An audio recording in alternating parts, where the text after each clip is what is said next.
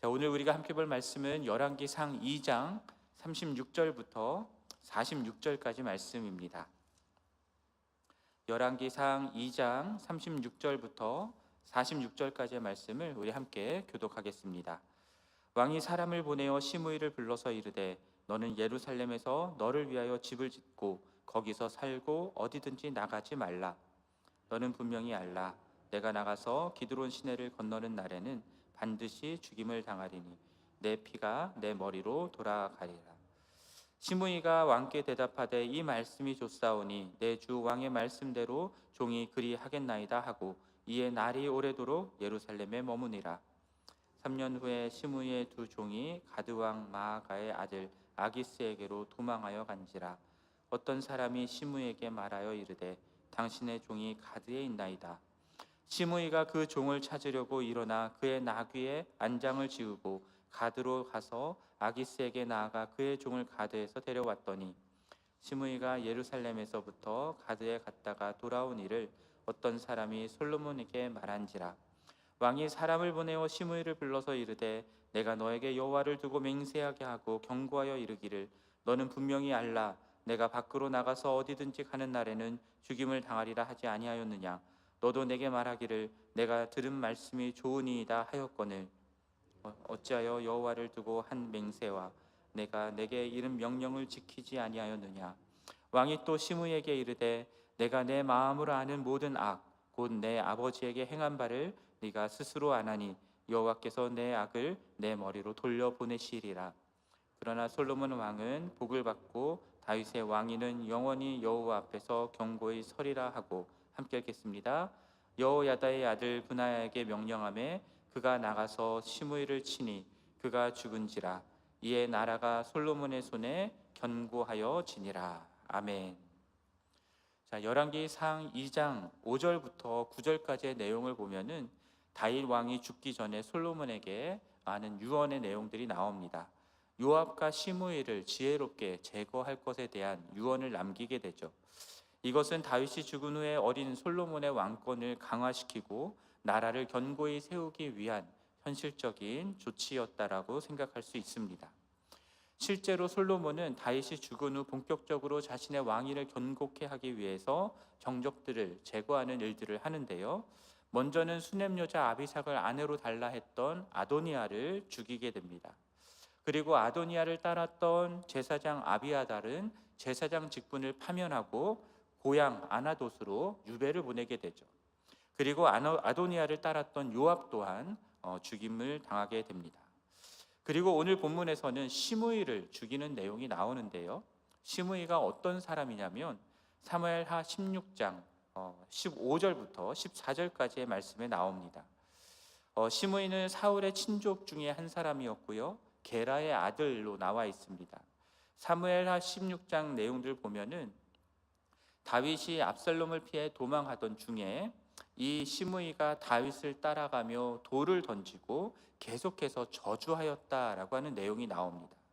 시므이는 다윗을 피를 흘린 자, 사악한 자라 불렀고요. 가거라 가거라라는 말을 하였습니다. 이것을 세번역 성경으로 보면은 이렇습니다. 영영 가거라 이 피비린내 나는 살인자야, 이 불안당 같은 자야라고 했다라고 나와 있습니다. 시므이가 이렇게 다윗을 저주한 이유는 다윗이 사울 일가를 죽이고 나라를 차지하였다라고 생각했기 때문입니다. 시므이는 다윗을 향해서 이제는 하나님이 이 나라를 압살롬의 손에 넘겨주고 또 지금 다윗이 압살롬을 피해 도망가는 이러한 형벌은 다윗과 같은 살인자가 마땅히 받아야 할 형벌이다라고 저주하며 말했던 겁니다. 이에 스루야의 아들 아비새가 시므이를 죽이려고 했었죠. 그런데 다윗이 아비새를 말립니다. 시므이가 저주하는 그것은 여호와 하나님께서 그에게 다윗을 저주하라 명령했기 때문에 한다라는 겁니다. 그러니까 자신을 저주하도록 그냥 내버려 두라라고 얘기를 합니다. 그리고 하나님이 자신의 원통함을 감찰하실 것이고 그래서 때가 되면 그 원통함을 풀어주실 것이다라는 것을 말합니다. 그렇게 다윗은 시므이가 자신을 저주하고 돌을 던지며 먼지를 날리는 이 행동을 그냥 하도록 내버려 둡니다. 그런데 얼마 뒤 압살롬의 반역이 이제 진압이 되죠. 다윗은 다시 예루살렘으로 돌아오게 됩니다. 그때 시므이가 베냐민 사람 1000명을 데리고 다윗을 맞으러 나아옵니다. 그러면서 하는 말이 자기 죄를 기억하지 말아달라고 청합니다. 자기가 자기 죄를 알기 때문에 이 요셉 자손, 베냐민 자손 1000명을 데리고 누구보다 먼저 왕을 맞으러 나왔다라고 이야기를 합니다. 그러자 아비새가 다시 또 나서서 이런 얘기를 하는데요. 여호와의 기름 부으신 자를 저주하였던 이 사람을 죽여 마땅하다라고 얘기를 합니다. 아비새가 시므이의 제목으로 들었던 것이 무엇이냐면 여호와의 기름 부음 받은 왕을 저주하였다라고 하는 이 제목을 들고 있는 겁니다. 그러니까 시므이는 단순히 다윗이라고 하는 한 사람을 저주했던 것이 아니라 여호와의 기름 부음 받은 사람을 저주한 것입니다. 그런데 다윗은 하나님이 기름 부으신 자를 자기 손으로 죽이지 않았던 사람이었잖아요. 사울을 죽일 수 있었던 기회가 여러 번 있었지만 죽이지 않고 도망 다니는 삶을 다윗은 선택을 했었습니다. 그리고 다윗은 자신이 사울과 요나단의 죽음의 소식을 알렸던, 자신에게 그 소식을 알렸던 아말렉 사람을 사울을 감히 죽였노라고, 하나님의 기름 부음 받은 자를 감히 죽였노라고 하면서 그 사람을 죽입니다. 이러한 다윗의 기준으로 생각을 해본다면 시므이 역시도 하나님의 기름 부음을 받은 자를 저주하였기 때문에 당연히 죽임을 당해야 마땅했을 텐데, 그런데 다윗은 자신이 예루살렘에 귀환하고 다시 돌아온 이스라엘의 왕이 된 좋은 날에 사람을 죽이지 않겠다라고 결심을 합니다. 그러면서 시므이를 죽이지 않겠노라고 약속을 하죠. 맹세를 합니다. 그러나 그렇다고 해서 시므이의 죄가 없다라고 생각한 것은 아닌 것 같아요. 다윗은 이 시므이의 죄를 죽을 때까지 잊지를 않았습니다. 그래서 솔로몬에게 유언할 때에 시므이를 무죄한 자로 여기지 말라라고 하면서 너는 지혜로운 자니까 그를 죽이라라고 이하는 그런 유언을 내렸던 겁니다. 솔로몬도 시므이를 처형하는 데에는 그 지혜롭게 행하는 것들이 필요했던 거죠. 자신이 왕이 되었다고 해서 다윗 왕이 죽이지 않았던 시므이를 함부로 죽일 명분은 없었던 겁니다. 그리고 타이밍이 중요했던 겁니다. 왜냐하면 시므이가요, 말씀드렸던 것처럼 사울 왕가의 한 사람이었고요, 다윗 왕이 압살롬의 반역에서 돌아올 때에 베냐민 사람 1000명을 데리고 가서 왕을 맞을 만큼 그 베냐민 지파 가운데에 영향을 끼치고 있었던 사람입니다. 자칫 잘못하면 베냐민 지파가 솔로몬에게 반기를 들 수도 있기 때문에 함부로 솔로몬이 이 시므이를 죽일 수는 없었던 겁니다. 그래서 오늘 본문 36절 말씀을 보면은 솔로몬은 시므이를 불러서 예루살렘에 집을 짓고 예루살렘 밖으로 나가지 말라라고 말을 합니다. 혹 예루살렘을 나가서 기드론 시내를 건너는 날에는 반드시 죽임을 당할 것이다라고 말하고요. 그리고 그 책임은 시므이에게 있다라는 얘기를 합니다.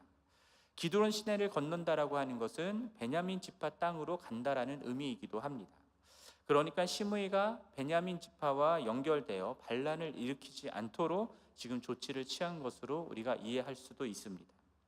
이에 시므이도 솔로몬의 말씀대로 하겠다라고 하였고요. 39절 말씀을 보면은 3년 동안은 예루살렘 밖으로 나가지 않고 솔로몬의 명령대로 그 안에서 잘 지냈던 것을 알 수 있습니다. 그런데 3년이 지났을 때에 시므이의 두 종이 가드 왕 마아가의 아들 아기스에게로 도망가는 일이 생겼습니다. 어떤 사람이 이 두 종이 가드에 있다라는 사실을 이 시므이에게 알렸고요. 그러자 시므이가 직접 이 두 종을 찾으러 가드 땅으로 나아갑니다. 그리고 두 종들을 데려와요.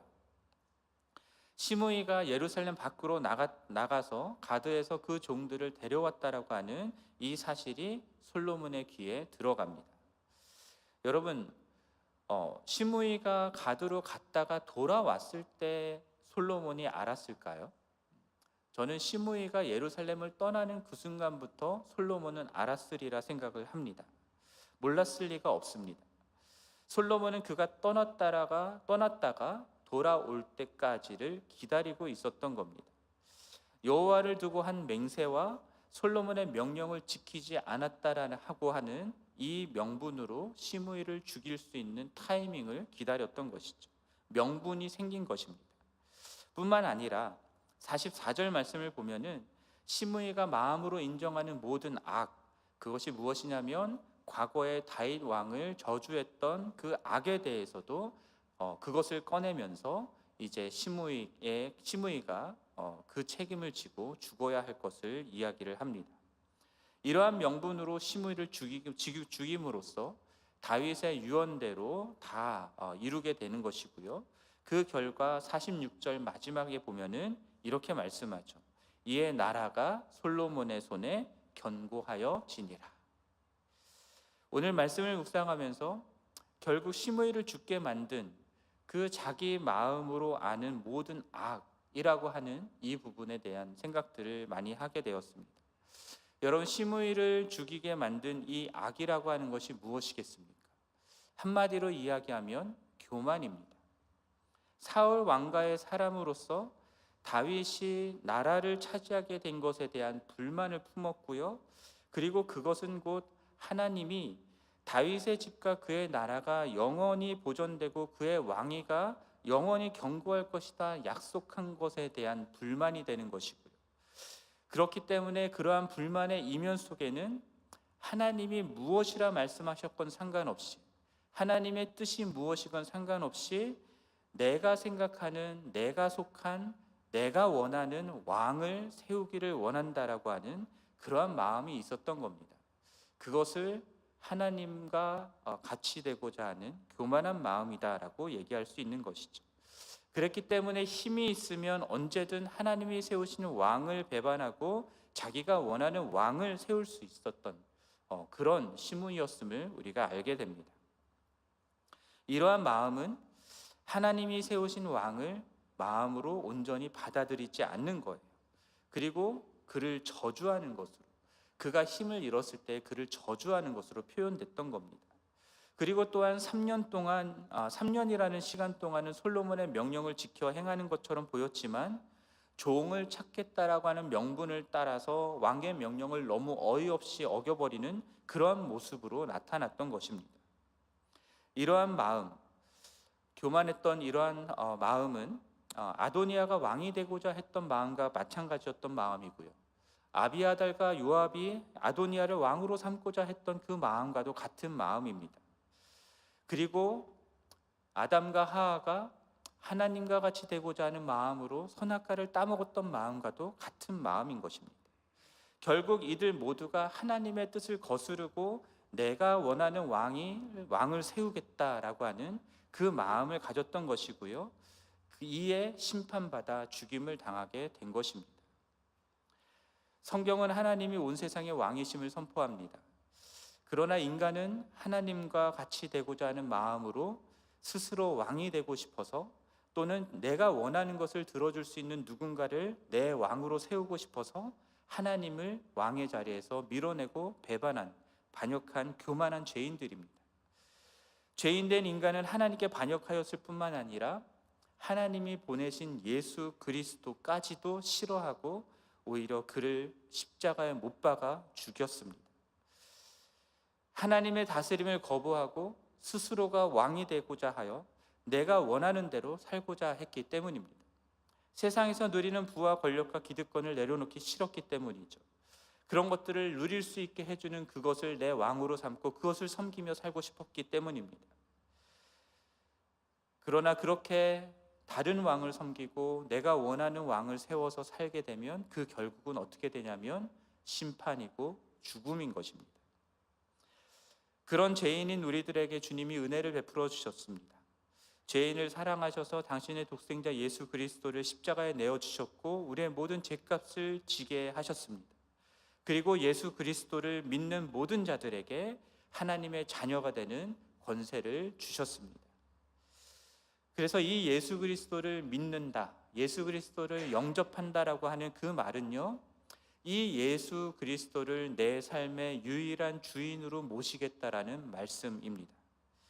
시므이처럼 3년이라고 하는 한정된 시간 동안만 왕의 명령에 순종하다가 내가 판단했을 때에 괜찮다 싶은 어떤 이유가 생기면 왕의 명령을 어겨버리는, 그런 삶을 사는 게 아니라 잠깐 기쁨으로 섬기다가 상황이 어려워지면 과거의 옛삶으로 돌아가서 내가 원하는 왕을 섬기는 그런 삶이 아니라 평생토록 우리의 삶의 모든 영역 가운데에 예수 그리스도께서 왕이 되시고 그분의 다스림을 받아서 순종하며 살아가는 삶을 사는 것이, 그것이 예수 그리스도를 믿고 영접한다라는 의미입니다.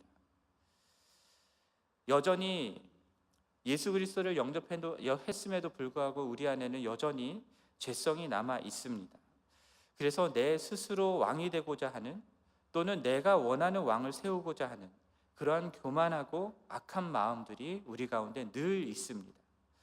결국 우리들의 신앙생활의 대부분은 무엇이냐면 예수 그리스도가 아닌 다른 왕을 세우고자 하는 우리들의 죄된 마음과의 싸움인 것입니다. 누가 내 삶을 다스리게 하느냐의 싸움인 것이죠. 여러분들의 왕은 누구이십니까? 당연히 예수 그리스도다라고 말씀하실 텐데, 여러분들의 삶의 중요한 선택들, 여러분들의 삶 속에 있는 모든 영역들 속에서 여러분들은 예수 그리스도를 어떠한 왕으로 모시고 살아가고 계십니까? 여러분들의 가족들, 특히 자녀들, 내가 그리고 세상이 원하고 바라는 대로 키우려고 노력하고 있지는 않습니까? 내 일, 내 커리어를 쌓는 부분도 내가 그리고 세상이 요구하는 것에 만족시키고자 그것들을 행하고 있지는 않습니까? 돈을 벌고 쓰는 것도 나와 내 가족을 위해서 하고 있지는 않습니까? 여가를 즐기고 시간을 보내는 것도 주님이 보시기에 옳지 않고 바람직하지 않은 것들로 보내고 있지는 않습니까? 교회에서 사역을 할 때에도 주님이 무엇을 원하시는 것인가에 대해서는 묻지 않고 내가 편하고 내 판단에 좋고 내 뜻과 맞는 그런 사역들을 하려고 하고 있지는 않습니까? 이 모든 것들이 다 누가 왕이냐, 누구의 다스림을 받느냐에 따라서 달라지는 삶의 모습이라 할 수 있습니다. 예수 그리스도가 아닌 다른 왕을 세우고자 하는 죄된 욕망은 여러분 날마다 순간마다 우리 가운데 일어나기 때문에 날마다 순간마다 그 모든 것들을 십자가에 못 박는 일들이 필요합니다. 그리고 매 순간순간 우리의 왕이 누구인지를 계속해서 점검하면서 예수 그리스도께 그분의 왕의 자리를 내어드리는 것들이 우리들의 삶이 되어야 할 것이라 믿습니다. 시므이와 같은 우리 안에 교만한 욕망을 십자가에 못 박을 때 여러분 우리들의 삶 속에서 주님이 다스리는 나라는 더욱 견고하게 세워져 갈 것입니다. 예수 그리스도가 다스리는 하나님의 나라, 그 나라는 이 세상 가운데에 반드시 영원히 견고하게 세워질 것입니다.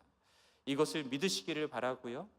그러므로 갈수록 하나님이 아닌 나 자신이 왕이 되고 세상이 왕이 되는 이 시대 가운데에 오직 예수 그리스도만이 온 세상의 왕이 되심을 여러분들의 삶으로 증거하는 우리 모두가 되기를 바라고, 그래서 주님의 나라를 견고하게 세워나가는 우리 모든 지구촌 교회 성도들 되기를 주님의 이름으로 간절히 축원합니다. 함께 기도하겠습니다. 하나님 아버지, 오늘 시므이를 처형하는 그 말씀을 통하여서 우리 안에 시므이와 같이 교만한 마음, 하나님을 반역하고 하나님이 아닌 다른 왕을 세우고자 하는 마음은 있지 않은지 우리 자신을 돌아보았습니다.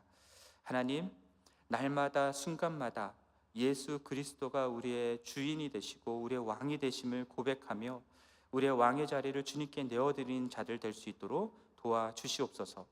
그리하여서 그러한 우리들의 삶을 통하여서 이 세상에 있는 많은 이들이 온 세상의 주인 되신 예수 그리스도를 온전하게 볼 수 있도록 도와주시고, 그래서 주님의 나라가 영원히 견고하게 설 수 있도록 역사하여 주옵소서. 이 모든 말씀 우리 주 예수 그리스도의 이름으로 기도드립니다. 아멘. 하늘에 계신 우리 아버지여, 이름이 거룩히 여김을 받으시오며 나라가 임하시오며 뜻이 하늘에서 이루어진 것 같이 땅에서도 이루어지이다. 오늘 우리에게 일용할 양식을 주시옵고 우리가 우리에게 죄 지은 자를 사하여 준 것 같이 우리 죄를 사하여 주시옵고 우리를 시험에 들게 하지 마시옵고 다만 악에서 구하시옵소서. 나라와 권세와 영광이 아버지께 영원히 있사옵나이다. 아멘. 계속해서 기도하시고 돌아가시겠습니다.